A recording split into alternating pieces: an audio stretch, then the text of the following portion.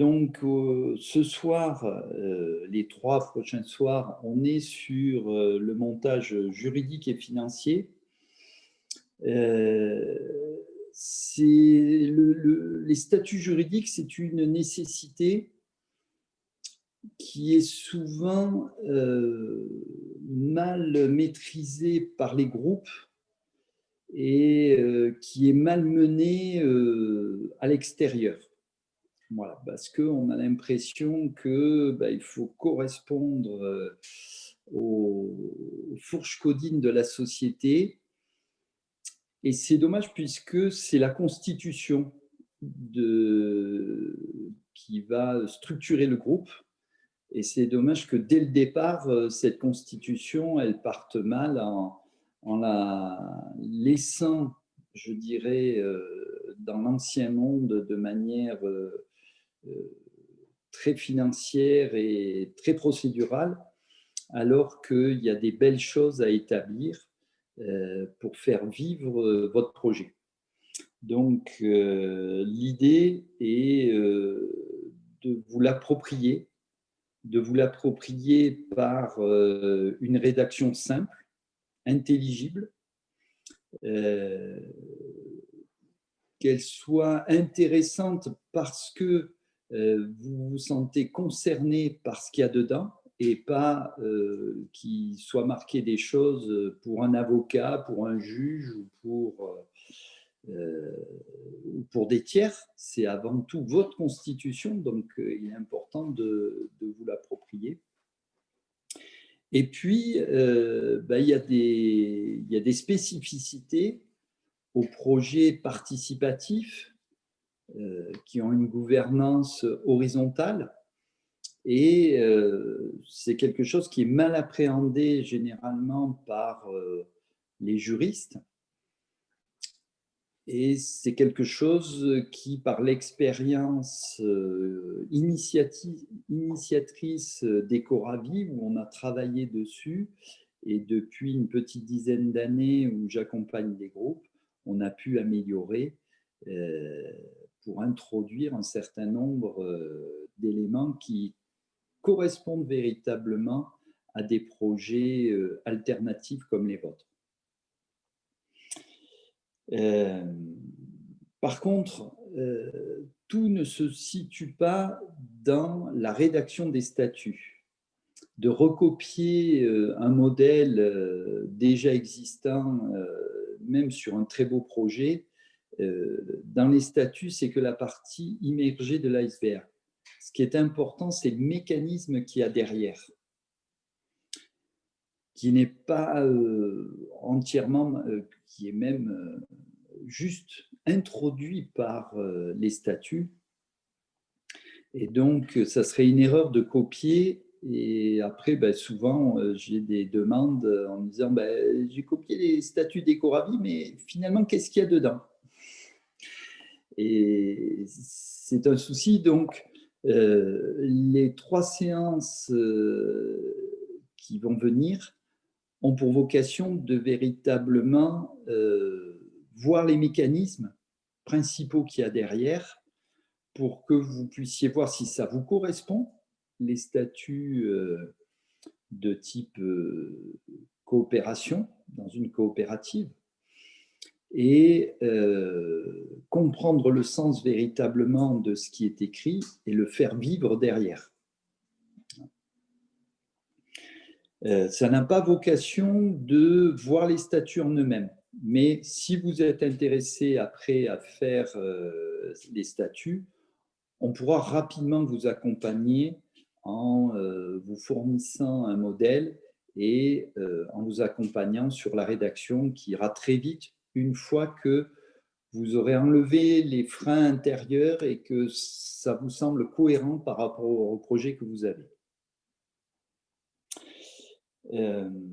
Pour le montage financier, c'est pareil. Je trouve qu'il y a souvent une incohérence entre des chartes de valeurs qui sont très belles et puis après, quand on regarde le montage juridique, on n'est plus du tout en cohérence. Ça peut faire illusion pendant un moment, mais c'est ce qui est souvent créateur de tensions et qui fait que bien souvent les projets, quand on regarde par le passé, euh, parce que la France a à peu près 2 siècles de passé d'habitat participatif en fait, hein, depuis Saint-Simon, Fournier et autres, on s'aperçoit que c'est l'incohérence du montage financier finalement qui fragilise les projets au bout de 15 à 20 ans, quand les initiateurs commencent à partir pour des raisons ou pour d'autres. Et on ne peut pas refaire société si on s'appuie sur la finance telle qu'elle est aujourd'hui, sur le mauvais côté capitalistique, parce que ça fait ressurgir des peurs qui sont en nous et dont on va se raccrocher secrètement et individuellement, et du coup au détriment bien évidemment du projet et du groupe. Donc c'est la partie la plus difficile parce que c'est ancré véritablement en nous comme un réflexe et qu'il est nécessaire de lâcher prise, de se faire confiance, de faire confiance aux autres, de faire confiance à la vie pour pouvoir lâcher tout ça et aller vers un autre modèle. Et c'est pour ça que ce soir, j'ai décidé de plutôt commencer par ce côté financier pour après voir plutôt les côtés juridiques. Alors en 3 séances, on ne pourra pas tout voir, mais on va essayer de voir vraiment l'essentiel.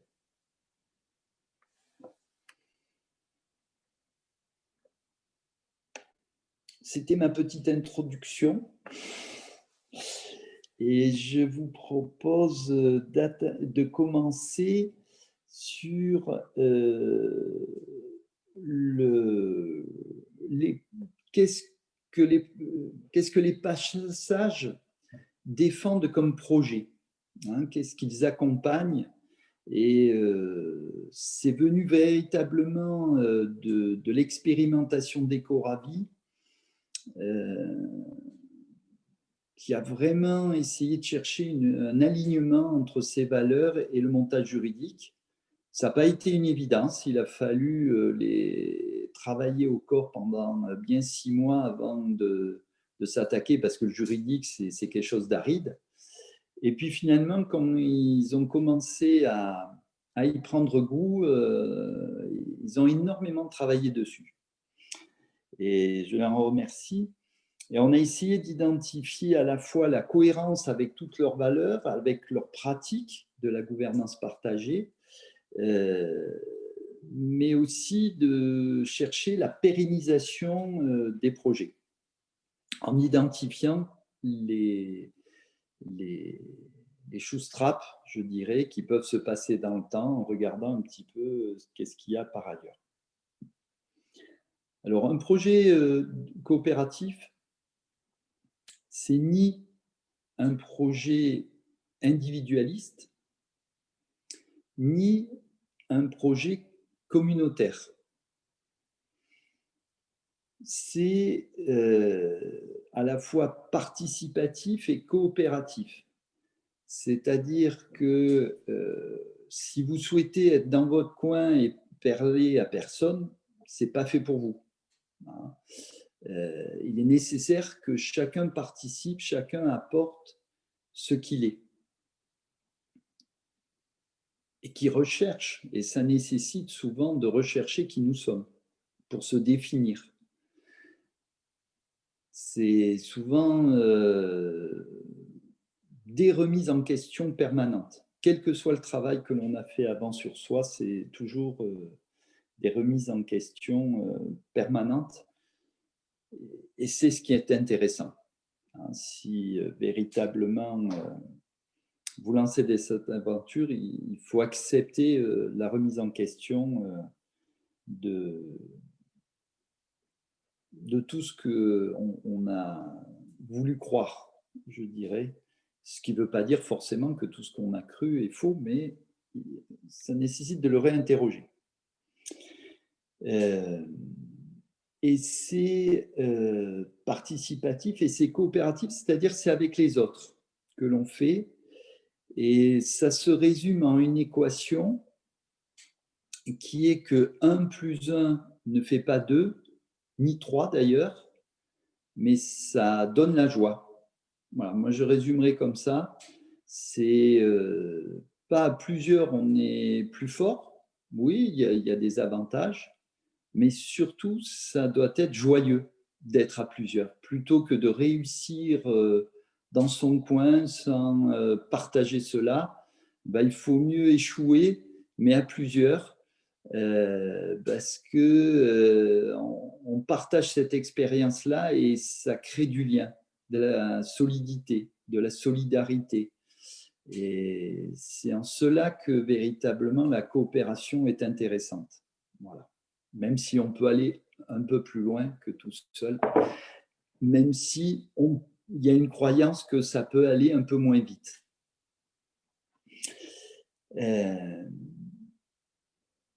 Donc, coopérer, c'est accepter que l'autre est à la fois semblable et différent de nous. Je pense fondamentalement qu'on est multiples, que nous ne sommes pas seuls en nous, mais que nous avons tout un tas de parts de nous. Et quand on parle, quand on agit, on paraît unitaire. Hein, ceux qui sont droits dans leurs bottes, je dirais, vraiment. Pourtant, même ceux-là, je suis persuadé qu'il y a un dialogue entre eux. Et quand ils disent quelque chose, quand ils font quelque chose, il y a une part d'eux qui n'est pas forcément d'accord ou qui apporterait des nuances.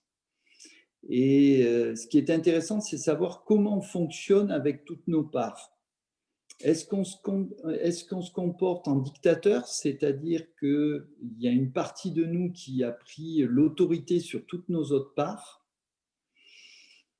donc on est très vertical, très droit dans nos bottes, autoritaire avec nous-mêmes, ou est-ce qu'on cherche la coopération entre toutes nos parts, c'est-à-dire qu'on les fait dialoguer pour leur donner à chacune leur expression et qu'on arrive à créer quelque chose de plus intelligent, parce que discuter entre nous. Le coopératif, c'est ça, avec les autres. C'est-à-dire qu'on va défendre une position en sachant très bien qu'il y a des parts de nous qui ne sont pas tout à fait alignées par rapport à ces positions. Et on va laisser aux autres la possibilité d'exprimer finalement d'autres parts de nous-mêmes. Si on entend les autres en se disant plutôt que tiens, il objecte sur ce que j'ai dit, il dit quelque chose de contradictoire, de différent par rapport à ce que j'ai dit, on le voit plutôt en se disant tiens, il est en train de parler d'une part de moi que je n'ai pas dit, parce qu'il y avait quelque chose d'autre qui était plus dominant, mais ce qu'il dit, ça me parle. Et je dirais même, quand quelqu'un d'autre parle et que je ne le comprends pas du tout, c'est peut-être qu'il parle d'une partie sombre de nous, d'une partie qu'on a occultée, d'une partie qui est dans l'ombre et qu'on ne regarde pas. Et donc, c'est une occasion de se découvrir un peu mieux, de se découvrir dans notre incohérence, dans notre kaléidoscope personnel. Et c'est ce qui donne, voilà, ce qui permet de faire émerger l'intelligence collective d'abord par une réconciliation avec nous-mêmes dans notre multiplicité. Il est 40, 20h40. Merci Christophe.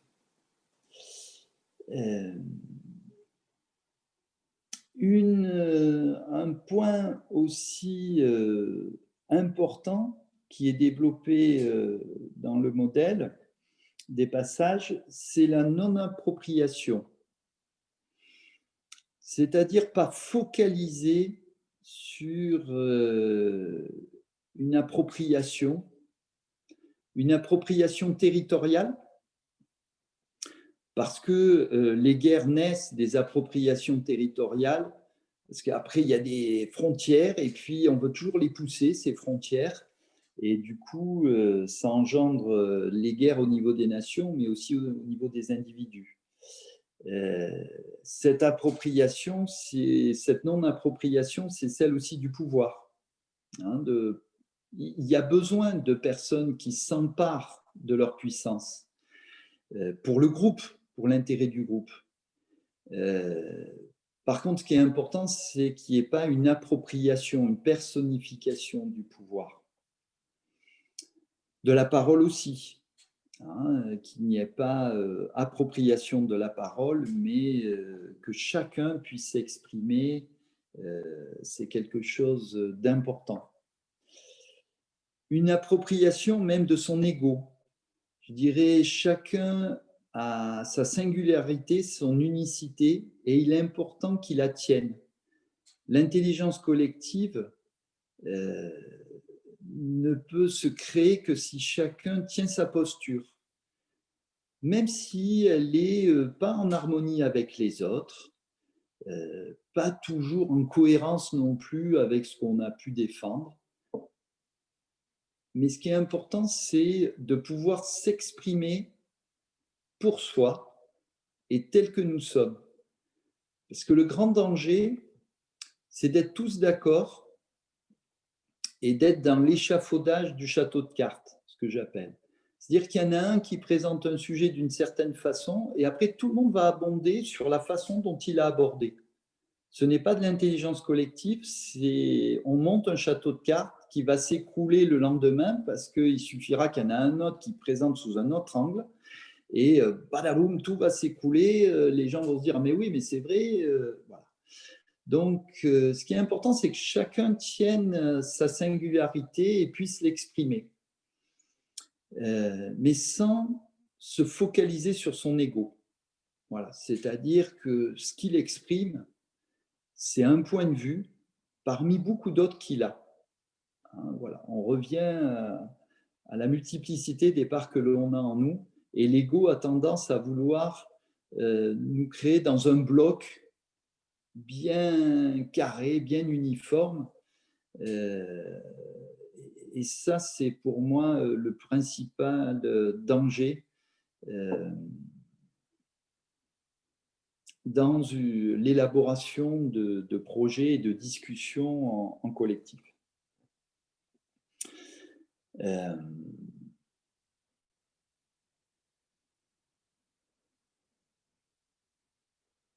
La pérennisation du projet, hein, c'est le dernier point et le point le plus crucial. Tout cela sert à la pérennisation du projet qui ne peut se faire que si le projet a une autonomie financière. C'est ce que l'on va voir dans le développement. Être protégé de l'avidité individualiste, parce que en chacun de nous, nous avons toutes les parts d'ombre et de lumière que recèle l'univers. Et même si on veut donner le meilleur de nous-mêmes, bien évidemment, pour ces projets, dans l'ombre se tapissent quelques, on va dire, défauts, et dont l'avidité individuelle qui peut ressurgir à des moments, surtout quand quand on a peur, voilà, quand il y a des craintes. Et là, ça ressurgit, ces éléments-là.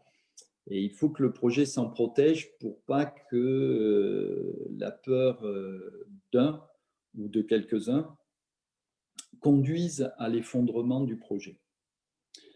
Dernière chose, c'est le projet doit être dirigé, gouverné par le consentement des participants. Voilà, ça doit être l'ensemble qui, par consentement, fait évoluer le projet. Et il est important de voir le projet aussi comme une dynamique et pas comme quelque chose de figé. C'est-à-dire que quand on monte un projet, on a l'impression qu'on se marie pour la vie avec tous les membres du projet, mais il y aura de nouvelles entrées et il y aura des sorties régulières. C'est la vie du projet et c'est même sain que ça se renouvelle. Voilà, c'est ce qui permettra de pérenniser le projet. Voilà, je vous ai présenté un petit peu là les thèmes qui nous serviront de fil conducteur pour les 3 soirées. Je propose aux initiateurs de remonter quelques questions que l'on peut traiter avant de passer sur le concret.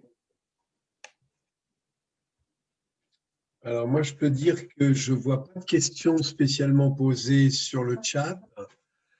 Peut-être que je vois mal. Donc, je voudrais juste préciser que cette introduction, moi, j'apprécie énormément parce qu'elle nous montre une priorité que je vis comme essentielle depuis que je suis à Ecorabi. C'est le travail d'être avec les autres et en relation avec soi-même, ce qui n'est pas du tout facile. Et si on ne fait pas ça, soit je souffre et je ne fais pas ça, soit c'est le groupe qui souffre. Et quand on est plusieurs à souffrir, ben, c'est le groupe qui souffre. Donc, c'est un job de vraiment en permanence faire attention à tout ce qui concerne notre humanité individuellement et ensemble. Et c'est franchement un super challenge parce que je ne crois pas qu'il y ait grand-chose de plus intéressant, même si c'est très intéressant d'apprendre à construire pour vivre dans des bâtiments extrêmement confortables sans chauffage. On est quand même toujours avec soi-même avant d'être avec le bâtiment sans chauffage, aussi réussi soit-il. Donc, voilà, merci beaucoup Mika pour centrer le démarrage de ce webinaire là-dessus.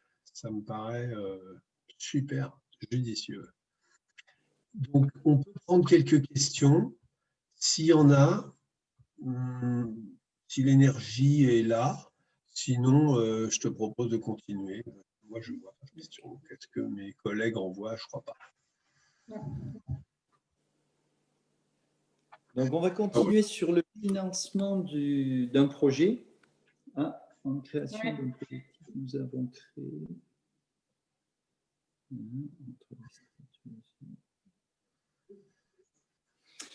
J'ai une question sur les assos et la SAS coopérative, mais ça sera plutôt vu sur le prochain webinaire qui sera plus sur le juridique. Là, on est plus sur le financier pour ce soir. Donc, sur le financement d'un projet, il y a le montant d'investissement global à réaliser pour que ça devienne un paradis. Et je conseille véritablement de ne pas se limiter au prix d'achat. Souvent, déjà, beaucoup se disent « Oula, ça fait beaucoup ». Mais moi, je vous propose déjà d'inclure, de penser aux frais et d'inclure à peu près 10%. Ne mégotons pas en disant les frais de notaire, c'est peut-être 6-7%. Dans les frais de constitution, il y a aussi un peu d'accompagnement, de constitution de la société. Et puis, il est nécessaire de faire quelques formations du groupe, que le groupe fasse des formations, notamment sur la communication. C'est un élément important sur la gouvernance, voilà, sur la vision du projet. Peu importe, je dirais, mais ce qui est important, c'est d'acquérir une même culture ensemble, une même base et d'avoir des personnes ressources. Voilà, ce qui est intéressant, c'est d'avoir des personnes extérieures qui peuvent être ressources, qui connaissent votre groupe et que vous connaissez aussi.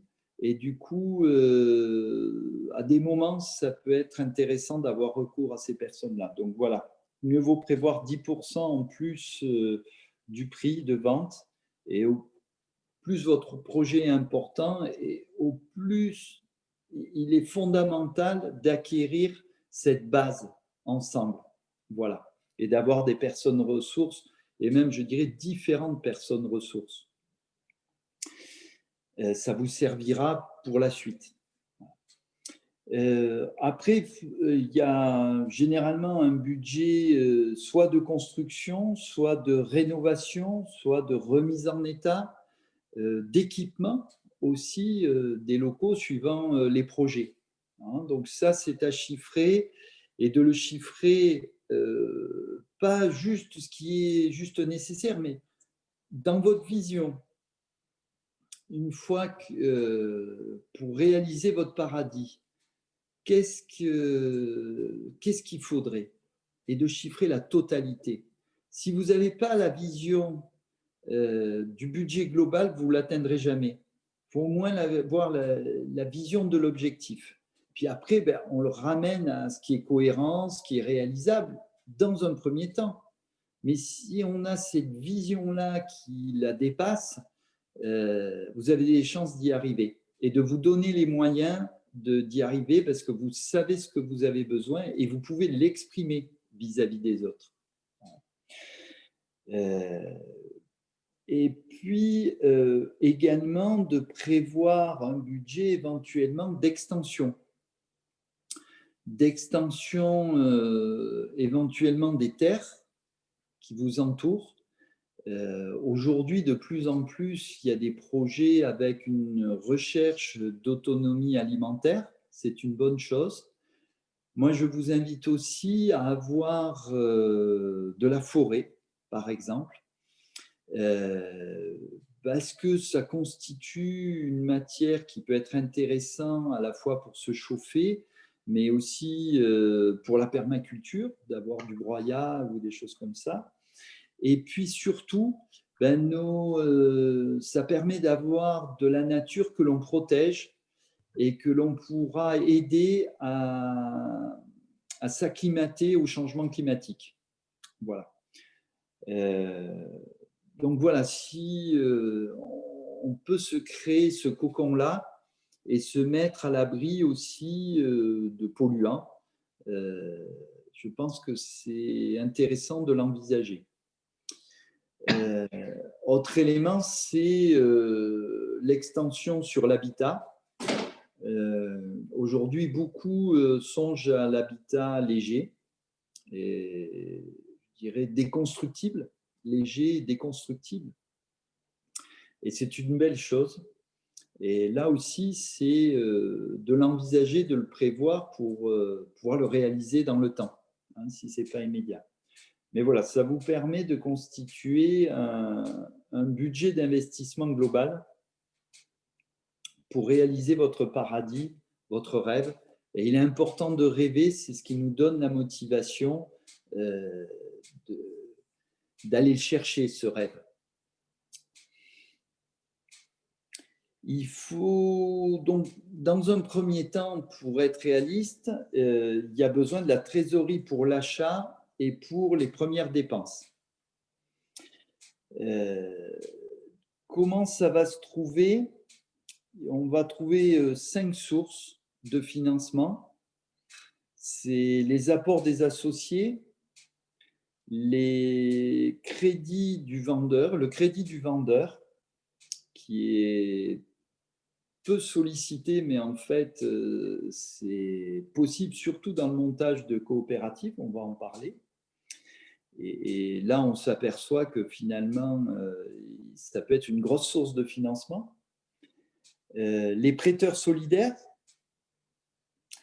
les subventions aussi que l'on peut obtenir, et puis en dernier, éventuellement, les crédits financiers. Dans les apports des associés, le montage qu'on vous propose, c'est de vous dire mettez peu en capital social, en action, qui est un don que vous faites à la société, puisque quand vous achetez, quand vous prenez des parts sociales, la société n'est jamais obligée de vous les rembourser. Quand vous achetez des parts cotées en bourse, vous pouvez éventuellement les vendre en bourse. Par contre, quand vous achetez au sein d'une société, c'est beaucoup plus compliqué pour vendre. Il faut même l'accord des autres. Ça rentre dans des mécanismes complexes et on reste dans ce monde où c'est l'avoir qui détermine l'importance de l'être. Dans le montage que l'on vous propose en coopérative, en fait, il est nécessaire que d'avoir une part. On a enlevé tout intérêt d'avoir plusieurs parts. Les parts donnent droit à 3 éléments. La première des choses, c'est le vote en assemblée générale.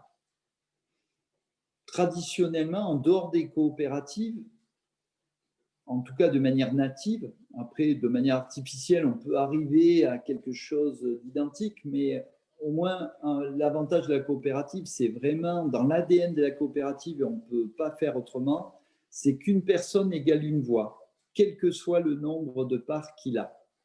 Donc ça ne sert à rien d'avoir 1000 voix, 1000 actions, on n'aura toujours qu'une seule voix. Le deuxième point, et on le renforce dans nos statuts par le fait qu'on ne peut pas donner de procuration, on ne peut pas forcément voter si on fait rentrer des sociétés à nous. Voilà. On verrouille véritablement qu'une personne égale une voix parce qu'on considère que l'individu est l'essence de la décision par consentement. Ce qui est important, c'est le consentement de l'individu et sa participation dans l'élaboration de la décision. Ça, on le verra au niveau juridique. Deuxième élément que donnent droit les actions, c'est à une proportion du bénéfice. Comme il y a assez peu de chances que vous en fassiez dans cette coopérative et qu'en plus on a verrouillé qu'il est impossible de se distribuer des bénéfices, du coup, aucun intérêt d'avoir 1 million d'actions. On n'aura pas plus que si on n'a qu'une seule action. Dernier élément, c'est de se dire si on fait tout péter et qu'on revend le projet, comme maintenant ça a pris une superbe plus-value, je vais pouvoir avoir une grosse part du gâteau.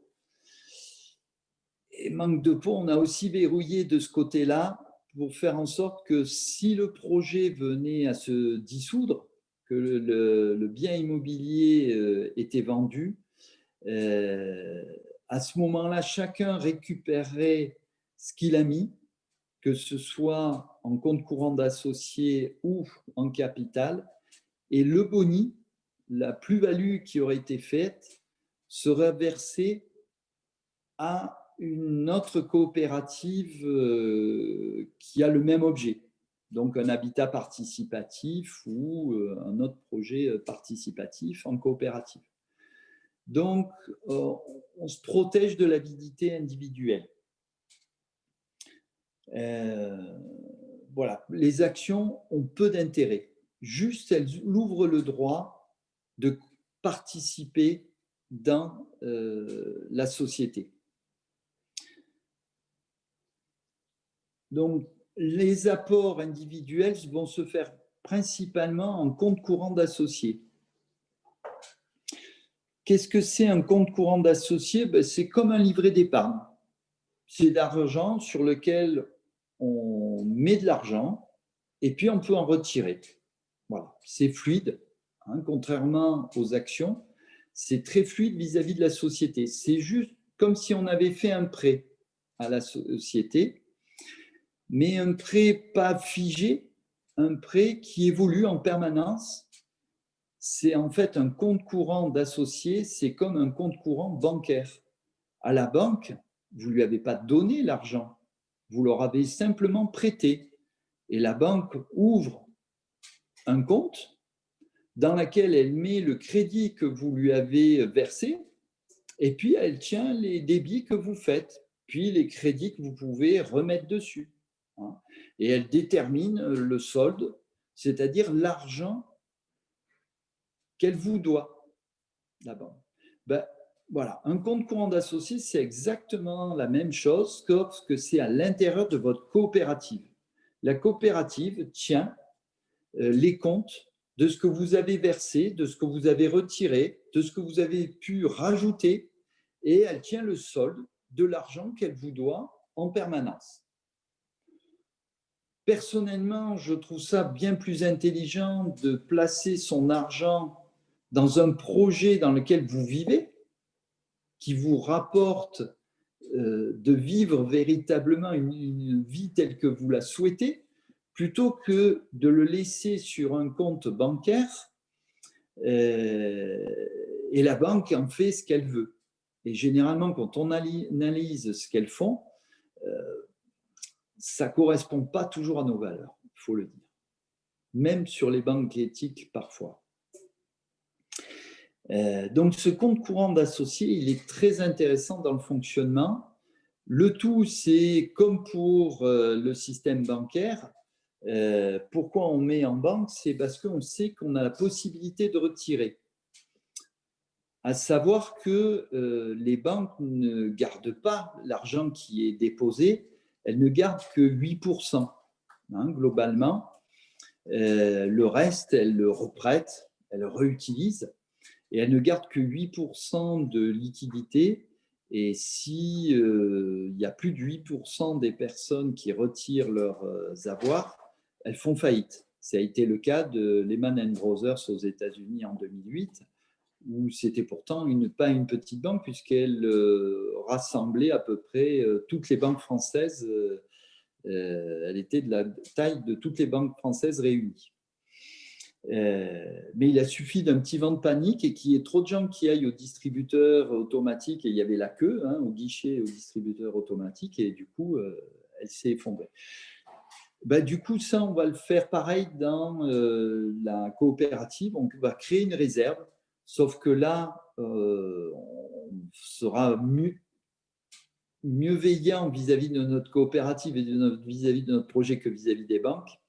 Et en plus, il y aura des packs d'associés qui vont verrouiller, limiter quand même les retraits pour permettre que la société ne se trouve pas en cessation de paiement. On pourra le voir un petit peu plus loin. Donc, les apports des associés se font un tout petit peu en prenant une part d'action, sauf s'il y a des volontés de donation ou autre, hein, mais on le verra aussi par ailleurs. Mais principalement en compte courant d'associés que je nomme CCA.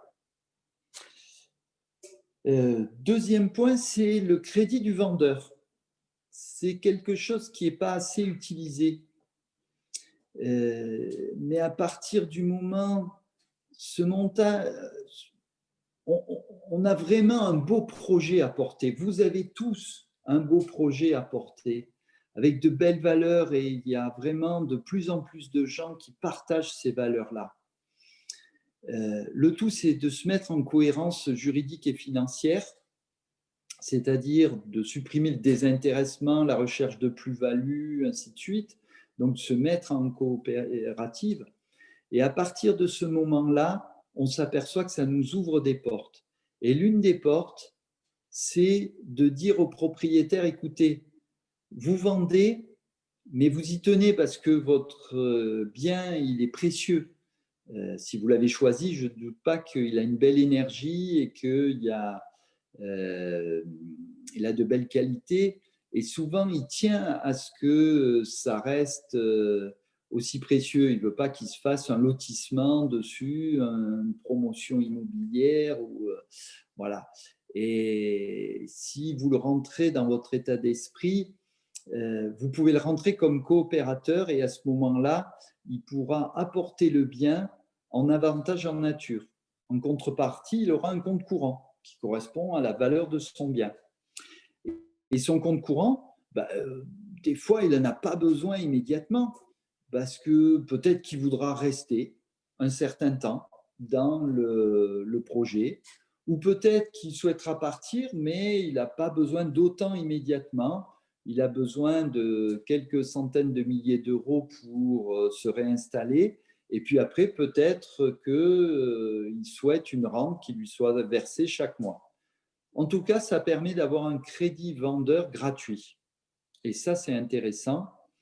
Et ça permet d'avoir une continuité, pas une rupture sur le lieu aussi. Je trouve ça assez intéressant et ça permet des fois que le propriétaire puisse apporter des éléments. Et voilà, c'est quelque chose qui peut être intéressant et qui n'est pas assez demandé. Et par expérience, chaque fois que je l'ai demandé à des vendeurs, concrètement, ils sont OK et dans des proportions peu imaginables. Récemment, avec un groupe, on négocie un bien sur 800 000 euros. Ils souhaitent juste les 350 000 euros qui lui permettent de solder ses crédits. Ça, c'est obligé. De toute façon, il ne peut pas faire moins. Et après, le reste, on a déterminé des modalités pour la suite. Donc, vous voyez, ça fait une proportion assez grosse puisque c'est plus de la moitié qui laisse en compte courant d'associé. Donc, ce n'est pas négligé. Et j'ai des personnes qui m'ont contacté suite au sommet des Oasis et qui étaient prêts à mettre à disposition des biens et d'être remboursés vraiment quand ça serait possible. Et les passages ont un projet à Pointe-Laval où c'est possible de le faire, je crois. Je n'ai pas tout suivi parce que je suis beaucoup de choses, mais les propriétaires sont prêts à accompagner le projet qui pourrait se faire dessus. Donc, s'il y a des candidats, voilà, vous pouvez envoyer au passage une proposition. C'est sur une ferme où il y a beaucoup de travaux à faire, mais voilà, les propriétaires sont prêts à participer. Autre source de financement du projet, c'est les prêteurs solidaires. Alors, vous savez qu'en France, on n'a pas le droit de prêter. Vous n'avez même pas le droit de prêter à votre famille. Et même, voilà, il y a un monopole, pas d'État, puisque même l'État, c'est refusé, c'est interdit de le faire pour donner le monopole à qui? Aux banquiers. Hein, c'est venu de nos présidents de la République qui venaient d'une banque, et notamment de M. Pompidou en 1973, qui l'a interdit en France. Donc, pour contourner cela, généralement, les prêteurs solidaires, on va leur demander d'avoir une part dans la société et de devenir donc actionnaire. Et à ce moment-là, ça permet d'avoir un compte courant d'associé. Alors, voilà, pareil, ça paraît illusoire de se dire, tiens, il y a des gens qui vont prêter sur un projet, qui ne vont pas y habiter, de manière gratuite en plus. Voilà, ça paraît incroyable. Et l'expérience, on l'a faite avec Ecoravi il y a 10 ans, où les banques, malgré de beaux discours en disant oui, derrière, ils n'ont pas prêté un centime. Et j'aurais dit, mais votre cohérence, votre alignement fait que ce n'est pas par le système financier que vous devez financer votre projet. Si vous voulez vraiment qu'il soit complètement aligné, et je dis, on va trouver des prêteurs solidaires. Ils m'ont dit, mais comment on fait? Juste on le dit. Et c'est ce qu'on a fait. Et ce qui a été incroyable, c'est que Ecoravi, ils ont trouvé, à chaque conférence qu'ils faisaient, il y avait entre 100 et 200 000 euros qu'ils trouvaient comme ça, de gens qui leur venaient les trouver, puis leur disaient, je peux vous prêter, parce que c'est eux qui demandent après. Hein. Et ça fait complètement sens. Là-dessus, vraiment, il y a toute une expérience avec Dominique que l'on peut partager, hein, de voir comment on peut prêter. Et dans les passages, d'ailleurs, pareil, on a prévu tout un système qui permet à des personnes d'apporter de l'argent et qui permettent de financer plusieurs projets que l'on a choisi plutôt en crédit relais, souvent dans l'attente de la revente d'autres biens. voilà, de manière gracieuse et dans l'économie du don. Voilà, on pourra développer ce point-là. Les subventions aussi, il faut savoir que bon, les subventions ont fortement baissé depuis le Grenelle de l'environnement, mais que vous restez des projets exemplaires. Exemplaires non seulement dans le type de construction écologique, et puis normalement le gouvernement promet des milliards et des milliards pour la rénovation énergétique, donc on peut s'attendre à des choses. Mais aussi, vous êtes exemplaire au niveau social. Et notamment comme une belle alternative aux EHPAD, qui sont des mouroirs. On le voit bien dans les statistiques du Covid. Et il faut savoir que les caisses primaires d'assurance, ou les caisses complémentaires d'assurance, s'intéressent fortement aux habitats participatifs parce que ça leur coûte bien moins cher que les EHPAD et à une meilleure satisfaction de leurs assurés. Donc, ils sont prêts à prêter gracieusement de l'argent, voire en donner. Là aussi, il y a une belle expérience à Ecoravi qui a été amenée par Camille et Seb, je crois. Voilà. Et puis, il y a le crédit financier. Pardon ? 21h10. 21h10. Merci, Christophe. Et puis, il y a les crédits financiers quand même. Autant j'essaye de sortir le maximum d'argent, je dirais que ça correspond même à cette même logique, de sortir le maximum d'argent des circuits financiers. Et donc, vos comptes courants, ne les laissez pas à des gamins comme les banquiers, ils en feraient mauvais usage. Mais je dirais la même chose des crédits. Aujourd'hui, les crédits sont vraiment très peu chers. Bon, difficile aussi à avoir. Hein. Il faut savoir que quand les banquiers prêtent peu cher, ils prêtent peu aussi. Mais voilà, ça évite qu'ils le prêtent pour de mauvaises causes. Il faut mieux qu'ils financent de bonnes causes. Voilà. Il ne faut pas en avoir forcément peur dans la mesure où ça reste raisonnable. Voilà. C'est sûr que si vous empruntez à 80%, vous fragilisez très fortement votre projet. Ça serait dommage, hein, vu qu'il y a 4 autres moyens de financement que je vous ai cités au-dessus. C'est plutôt, le crédit doit être plutôt de 20, 30, maximum 40%. Et à ce moment-là, ça peut être un palliatif intéressant, surtout sur une longue durée. Hein, voilà. Et là aussi, la présentation, n'allez pas au casse-pipe à la banque en disant « Coucou, on est une bande de potes, on veut faire un habitat participatif, vivre tous en commun ». Là, je vous préviens, ça sera 10 minutes le temps d'attention du banquier et encore parce qu'il a été poli. Hein, voilà, il y a une façon de présenter et les statuts doivent refléter aussi cet élément-là et le montage financier aussi pour le montrer. Ceci dit, le statut SAS coopérative ne freine pas, au contraire, permet plus facilement dans un habitat participatif de financer et à des taux plus intéressants qu'une SCI. Hein, j'ai quelques exemples là de projets récents qui ont fait des prêts financiers et qui ont trouvé des taux à 0,8%, par exemple. Hein, donc, c'est possible, il n'y a pas de souci, ce n'est pas incompatible.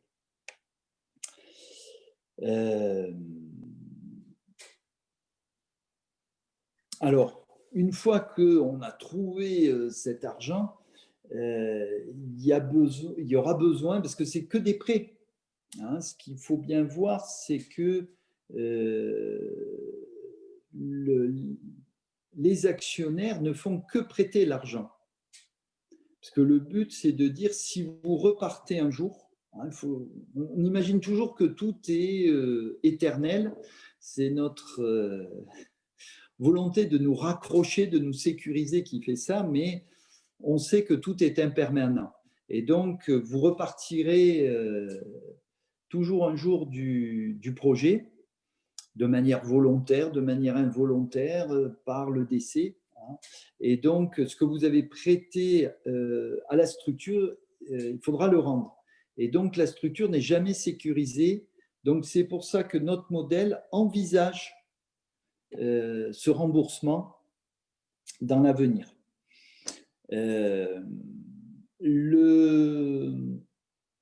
L'ordre de priorité des paiements,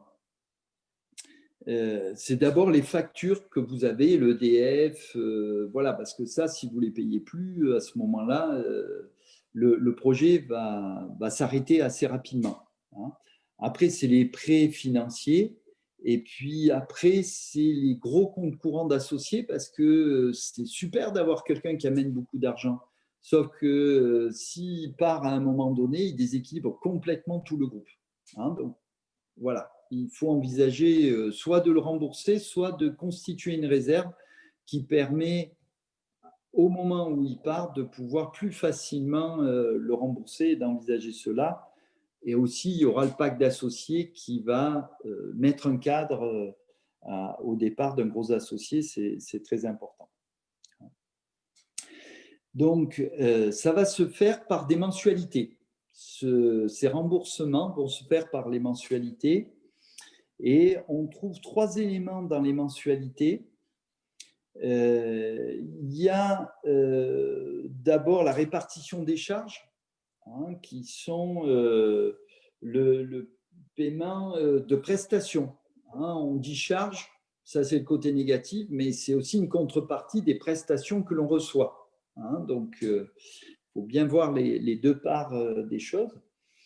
Que ce soit donc des prestations communes, des regroupements de prestations individuelles, il n'est pas interdit que de, par exemple, mutualiser la facture d'électricité.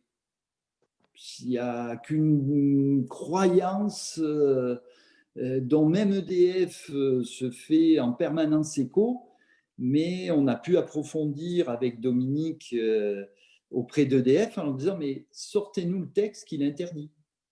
Et ils en sont pas foutus d'en sortir parce que c'est pas vrai.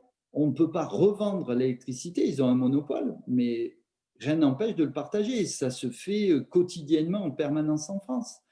Quand vous êtes dans une copropriété, l'électricité des communs, vous le partagez. Hein. Et dans une société, les salariés, les actionnaires le partagent. Dans une SCI, les actionnaires partagent. Donc, voilà, vous pouvez partager dans un habitat participatif. Donc, voilà, il y a des regroupements d'achats.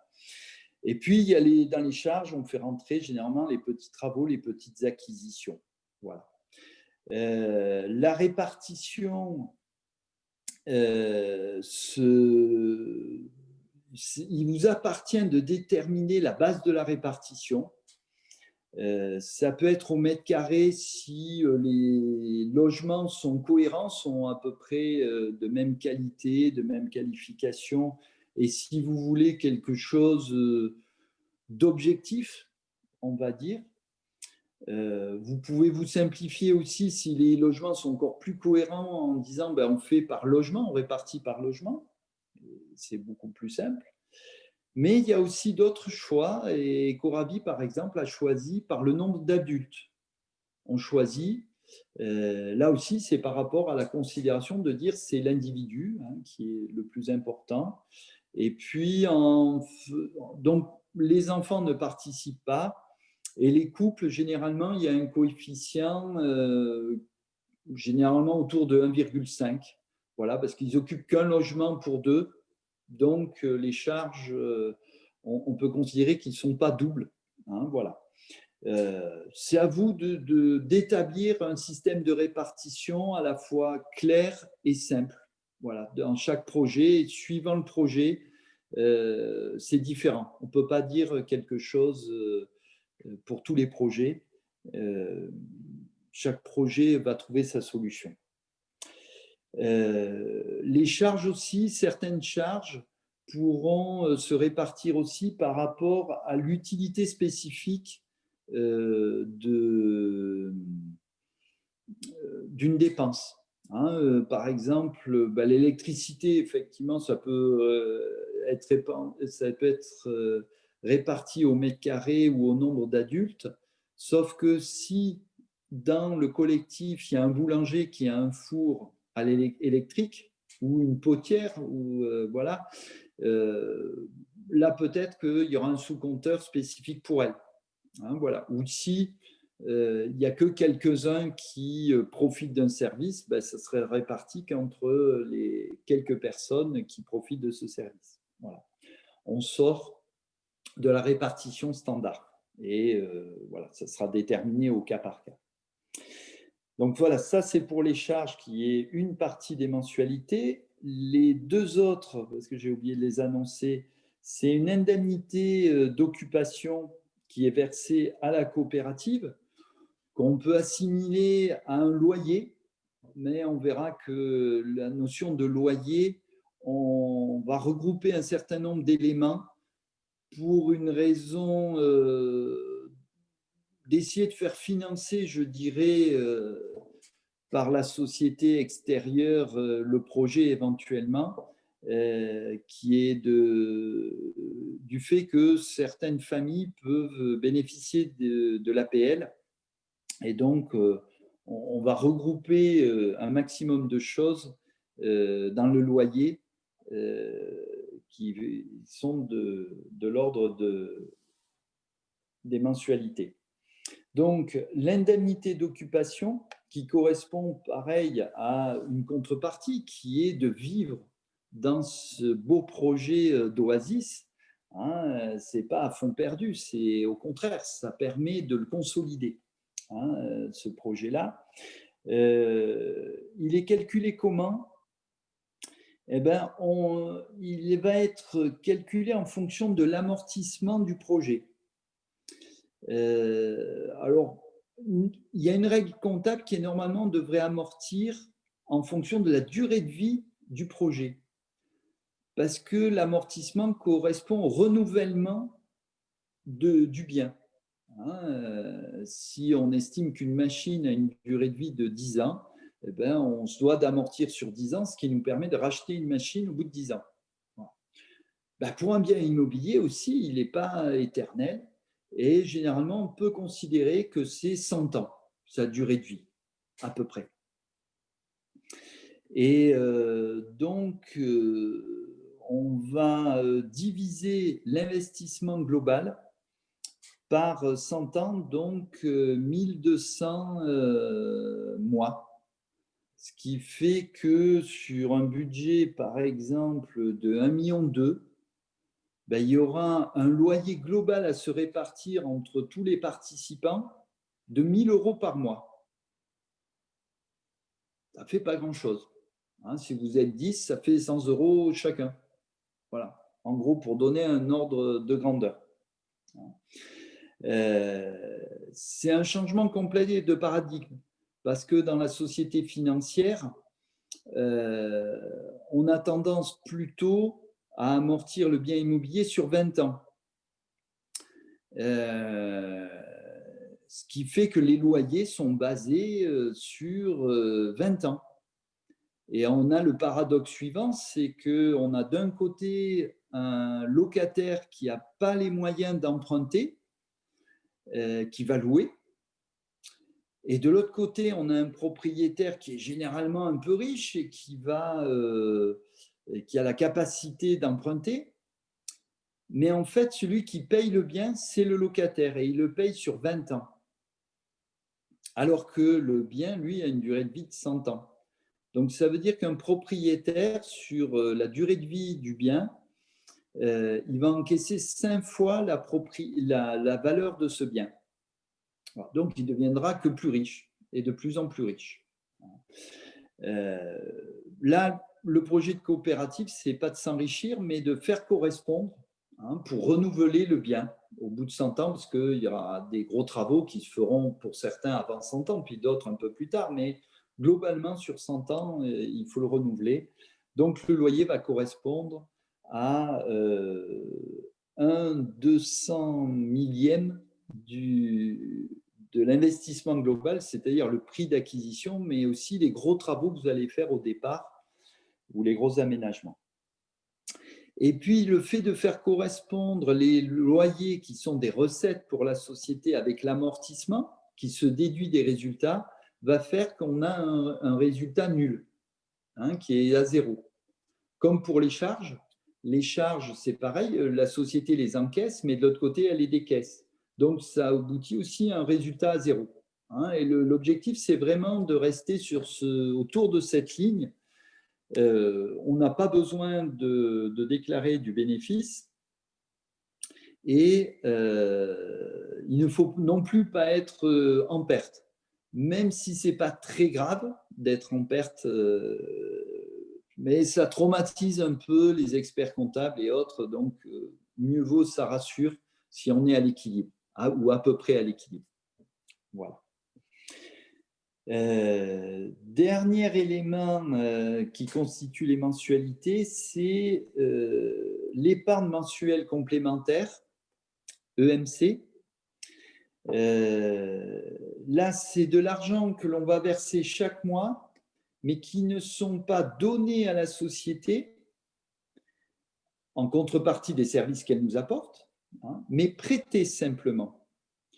Et ça veut dire quoi? Ça veut dire que vous allez pouvoir le récupérer quand vous repartez, mais aussi quand vous en avez un besoin ponctuel, défini dans un certain cadre dans le pacte d'associés. Mais vous pouvez faire des retraits ponctuels de votre compte courant.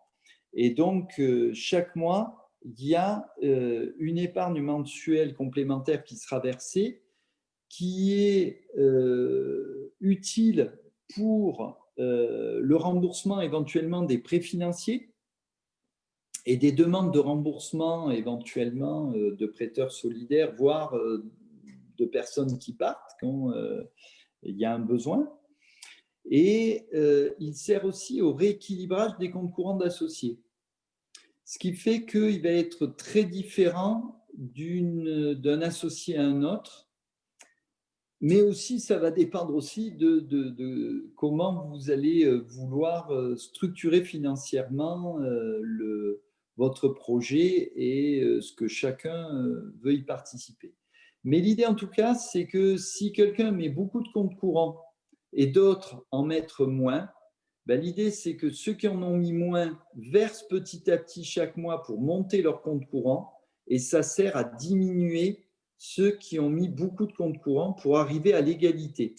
Et puis quand on arrive à l'égalité, tout le monde peut descendre son compte courant. L'idée c'est que avec les loyers sur une longue période, ça ne se fera pas immédiatement, tous les comptes courants soient remboursés, tous les prêts soient remboursés, ce qui veut dire que la société acquiert son autonomie financière et donc elle ne craint plus rien, je dirais financièrement. Elle a un gros patrimoine, un gros actif qui est entièrement financé. Elle ne doit pas d'argent ni à des prêteurs extérieurs, ni à ses associés. Donc, elle est autonome et sereine. C'est un grand pas vers la pérennisation du projet. Donc, voilà. Après, c'est un choix de vouloir se rembourser ses comptes courants d'associés. Si on n'en a pas besoin, on peut le laisser dans la société.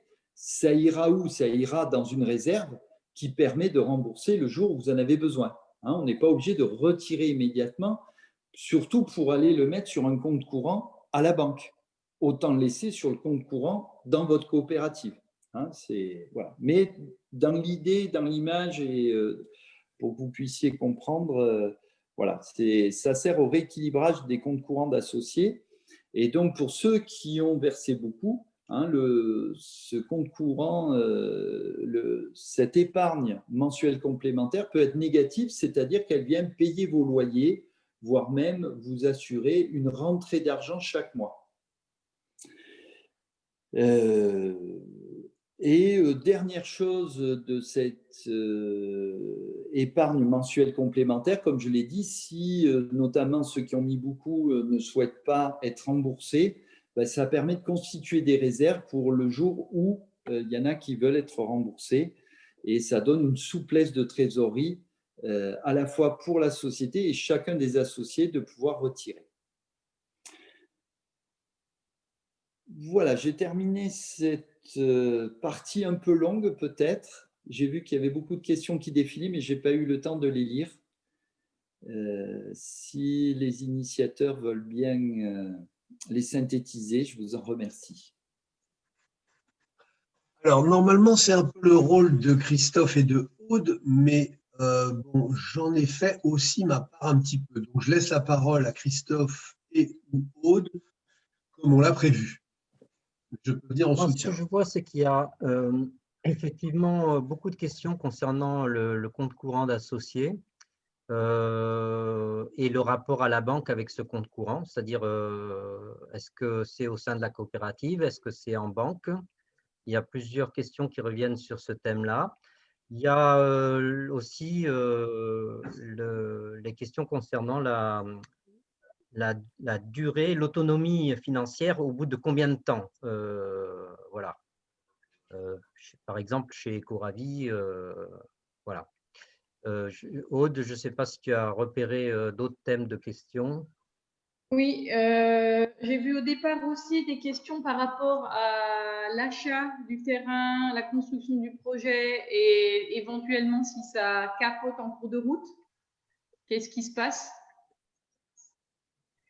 Est-ce que tu veux déjà répondre à ça? Ouais, Premier thème, Mika? ouais. Alors, je vais prendre déjà sur les comptes courants d'associés. Merci SVP 1111. Ça me rappelle des émissions quand j'étais jeune à la SVP 1111. Voilà. Alors, le compte courant d'associés, oui, souvent il y a des questions de savoir, mais où est mis l'argent qui est mis sur les comptes courants d'associés? Parce que si c'est finalement pour l'enlever de la banque, pour le remettre à la banque, c'est pareil. Alors déjà, principalement à 90%, même voire au départ quasi à 100%, l'argent qui est posé sur votre compte courant d'associé va aller sur votre bien immobilier, sur l'acquisition du projet, sur les réparations, sur les investissements que vous allez faire, les équipements que vous allez faire. Donc, le gros n'est pas gardé en trésorerie, mais est investi dans quelque chose de concret qui donne du sens, hein, puisque ça satisfait à votre besoin de vous loger, souvent de vous nourrir. Ça peut être même d'acquérir une indépendance énergétique et surtout de créer du lien, d'arriver à un certain développement personnel. Donc, il est bien plus productif qu'en étant sur vos comptes courants. Par contre, c'est vrai que la société va avoir un besoin de devise tant qu'elle ne vit pas en autarcie. Hein, c'est-à-dire que la société va acheter, va revendre. Les associés peuvent avoir besoin de retirer des devises. Hein, quand je dis devises, c'est des euros. Hein, peuvent avoir besoin de devises pour acheter à l'extérieur, payer des factures, des prélèvements qu'il y aura. Donc effectivement, il y a un fonds de réserve qui est conservé par la société et ce fonds de réserve, il y a une partie qui va être en liquidité mise en banque. Je rappelle, c'est moins de 10% de l'argent des comptes courants d'associés. Hein, les 90% sont sécurisés, je dirais, dans votre patrimoine, dans la coopérative. Ce qui fait que si le système bancaire s'écroule, si l'euro s'écroule, c'est pas grave. C'est là, vous le vivez, votre argent. hein, vous ne le voyez pas, vous ne le comptabilisez pas en banque. Ça sera comptabilisé sur votre compte courant d'associé, mais vous le vivez, vous y vivez dedans. Donc voilà. Et ben, la partie de réserve il y a nécessité en tout cas d'avoir une partie qui soit liquide et qui soit sur le compte bancaire. Par contre, toute la réserve n'a pas besoin d'être à un seul endroit et peut être répartie sur différents supports. Voilà. On ne met pas tous ses œufs dans le même panier. Je ne vais pas développer plus. Après, ça dépend vraiment de la philosophie de chacun, des volontés de chacun. Mais le risque, l'idée, c'est que le risque est réparti. Hein, c'est-à-dire qu'au lieu d'avoir chacun 20 ou 100 000 euros sur son compte en banque, ben vous vous regroupez et il y a encore 100 000 euros peut-être sur le compte bancaire, mais c'est 100 000 euros sur 1 million d'euros. Hein, 900 000 euros a servi à financer le bien, donc, et peut servir à refinancer des choses. Et sur les 100 000 euros qui restent, au lieu d'être seul face au banquier qui vous dit « Ah, ben, tenez, là, on vous a sorti un nouveau produit super génial, super écolo, super dans le développement durable, super. » Et puis quand vous le regardez, vous financez Coca-Cola vert, voilà. Monsanto qui se préoccupe des plantes, comme on le sait. Hein, donc, voilà. Parce que c'est ça hein, qu'il y a dans les produits des banquiers qui sont soi-disant du développement durable. Ben là, vous savez, vous êtes une intelligence collective qui peut mieux réfléchir, déléguer des compétences pour mieux placer vos fonds. Voilà, de manière collective. Voilà. Donc, c'est plus intelligent que de le faire seul. Voilà. Mais tant que vous n'êtes pas en totale autarcie, ben, il faudra garder des devises. Voilà. Ça, c'est généralement la principale question qui est posée sur les comptes courants d'associés. Christophe, est-ce qu'il y avait d'autres précisions sur le compte courant d'associés à apporter? Non, Christophe? Non. Coupe, remets ton micro si tu veux. Ouais, et je suis en train de remonter là sur les questions. Il y en avait plusieurs, oui. Il y avait la question de savoir si un compte courant d'associé était ouvert aux vendeurs. Comment ça se passait avec le crédit vendeur aussi? Bah, comment ça se passe? Il devient associé. Il a un compte courant d'associé équivalent au montant du bien, déduction faite des crédits qui doivent être payés en priorité. Hein, c'est un notaire qui s'occupe du transfert obligatoirement puisqu'il faut l'enregistrer au bureau des hypothèques. Et donc, s'il y a des crédits qui sont inscrits au bureau des hypothèques ou s'il doit de l'argent, normalement, c'est inscrit au bureau des hypothèques, sauf très rare exception. Et donc, en priorité sur le prix, ces créanciers vont être payés. Et le reste, ça va être mis sur le compte courant d'associé. Et il va y avoir une convention spécifique avec ce vendeur qui sera appelé pacte d'associés, dans laquelle on va prévoir un certain nombre de conditions. Alors, tous les cas sont envisageables. Je peux vous parler juste voilà, de l'expérience que je suis en train de vivre voilà, avec d'autres personnes d'ailleurs ici présentes. On a négocié qu'il y avait une partie qui était payable chaque mois sur une certaine durée et que ça serait raccourci par le fait qu'il y ait des prêteurs solidaires qui arrivent. Parce que la personne a aussi la possibilité d'amener éventuellement des prêteurs solidaires. Donc, comme il nous a dit ça, OK, au fur et à mesure que tu amènes des prêteurs solidaires, ça permet de te payer. Et il a remboursé.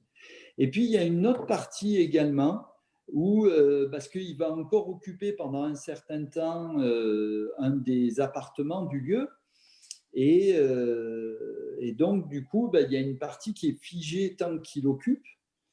Et ça sera à son départ qu'on lui remboursera cette partie-là. Et là aussi, ce n'est pas forcément tout immédiatement. Il peut y avoir des modalités de prévues. Donc, le pacte d'associés va régler pour le vendeur, mais aussi comme pour les autres actionnaires, qu'est-ce qui va se passer dans le retrait de leur compte courant d'associé. Hein, ça se passe sur les grosses sommes. Voilà. Généralement, dans le pacte d'associés, on prévoit que si c'est un retrait, par exemple, de 5 000 euros, de moins de 5 000 euros, à ce moment-là, c'est le cercle d'administration qui peut valider immédiatement ce retrait-là. Il n'y a pas de souci. Voire même que ce soit automatique et que le trésorier puisse le reverser. Voilà, il y a des échelles.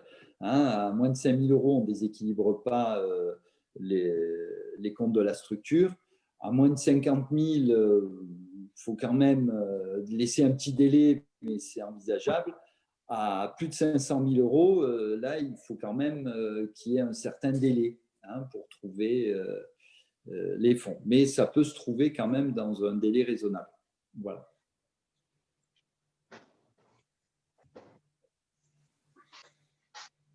Oui, alors en fait, pour certaines personnes, ça reste un petit peu flou encore, ces flux et ces circulations de compte à compte. Et par exemple, certains ont demandé s'il pouvait y avoir un schéma entre les différents comptes. Et quelqu'un a posé la question sur 100 euros de budget, quel est le mix envisageable entre le compte courant d'associé, le crédit vendeur, le prêteur solidaire, les banques et les subventions. Voilà. Apparemment, il y a un besoin de schématisation ou de visualisation, on va dire, pour ceux qui ont besoin plus d'images que de mots. Alors, je crois que Camille avait fait un très beau fléchage de tout ça. C'est vrai que je suis moins doué sur les petits croquis et ça pourrait être une belle chose. Par contre, la proportion, elle est difficile à donner dans le sens où chaque projet est unique. Mais j'ai donné un peu une proportion sur un investissement global de 1,2 million. Ça est sur un groupe de 10 personnes. Voilà, on va raisonner là-dessus. Ça fait un loyer de 100 euros par personne. Les charges vont être un petit peu au-dessus. Généralement, voilà, ça va être plutôt de l'ordre de 150 à 200 euros. Tout dépend des prestations. Est-ce qu'on inclut l'électricité personnelle, l'eau personnelle? Voilà, ce n'est pas des charges de copropriété. Là, on est bien plus large que des charges de copropriété. Ça inclut vraiment toutes les charges. Donc voilà, ça sera aléatoire, mais on peut dire que généralement, c'est presque un peu moins du double du loyer. Voilà. Quant à l'épargne mensuelle complémentaire, là, ça va dépendre complètement de est-ce qu'il y a un crédit à la banque ou pas. Donc derrière, ça veut dire est-ce qu'il y a eu suffisamment d'apports des associés? Est-ce qu'ils sont allés chercher suffisamment d'investisseurs solidaires